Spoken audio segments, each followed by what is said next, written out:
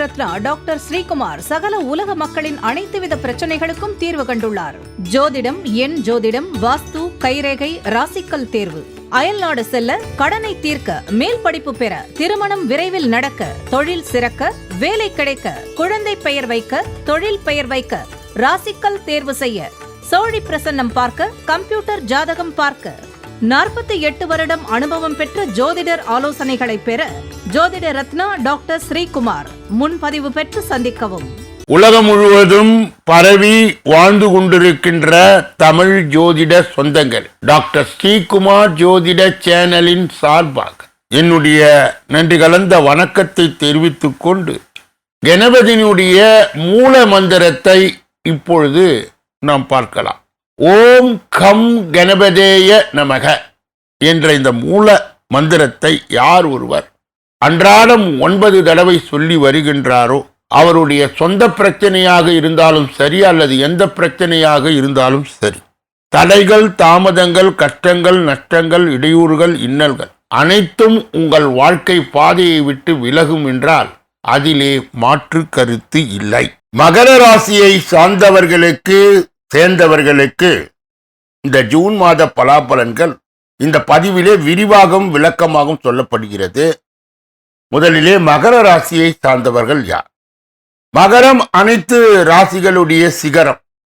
தகரத்தை கூட தங்கமாக்கும் ரசவாத வித்தை தெரிந்தவர். கடின உழைப்பிற்கும் கடின முயற்சிக்கும் பெயர் பெற்றவர்கள்.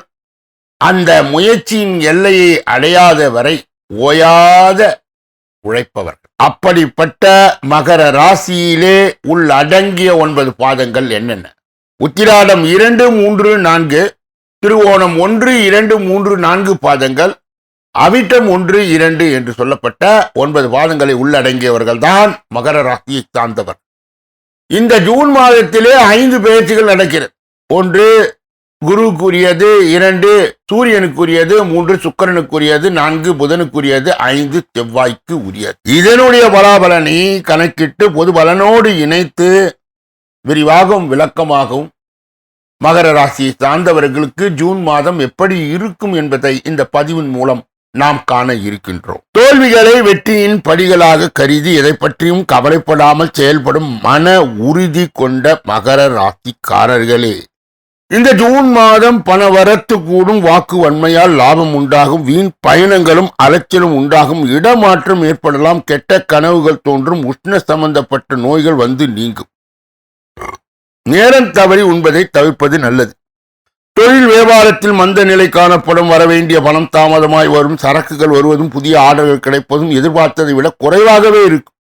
தொழில் வியாபாரம் தொடர்பான அலைச்சல்களுக்கு ஏற்படும் கவனமாய் இருப்பது அவசியம். உத்தியோகத்தில் இருப்பவர்களுக்கு கடுமையான வேலை இருக்கும். உத்தியோகம் காரணமாக வெளியில் தங்க நேரிடும், அலுவலகத்தில் அனுசரித்து செல்வது நல்லது. கணவன் மனைவிக்கு இடையே திடீர் பூசல்கள் ஏற்பட்டு சரியாகும். குடும்ப செலவுகள் கூடும், குடும்பம் பற்றிய கவலைகள் உண்டாகும். உறவினர்கள் நண்பர்களும் பேசும்போது நிதானமாய் பேசுவது நன்மையை தரும். நெருப்பு ஆயுதங்களை பயன்படுத்தும் போது மிகவும் எச்சரிக்கை தேவை.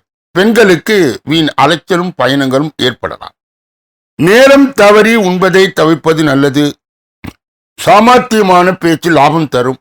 அரசியல்வாதிகள் தொகுதி பிரச்சனைகளை தீர்ப்பதில் அக்கறை காட்டும். இதனால் தொகுதி மக்களிடம் நற்பெயர் கிட்டும். கலைத்துறையினருக்கு வேலை பளு அதிகமாய் இருக்கும். வீட்டை விட்டு வெளியே தங்க நேரிடும். தூக்கம் இல்லாமல் வேலை செய்ய வேண்டியது இருக்கும். மாணவர்களுக்கு கவனம் சிதற விடாமல் பாடங்களை படிப்பது நல்லது.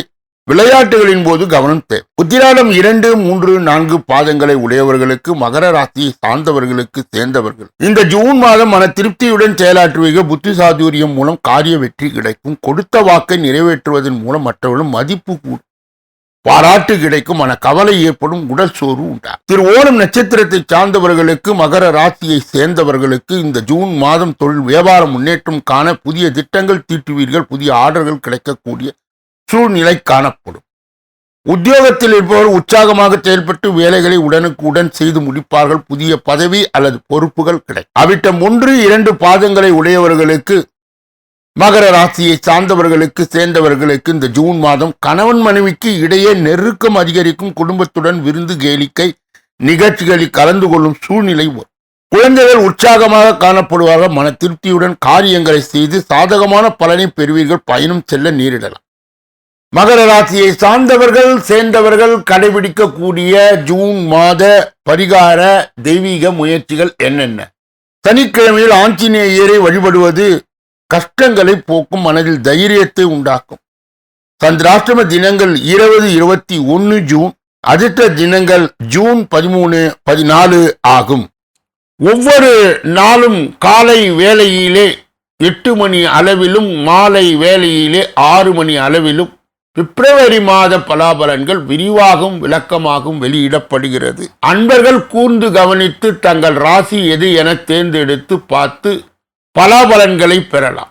இந்த பதிவை நிறைவு செய்து வேறொரு நல்ல பதிவிலே உங்களை எல்லாம் சந்திக்க இருக்கின்றேன். நன்றி, வணக்கம்.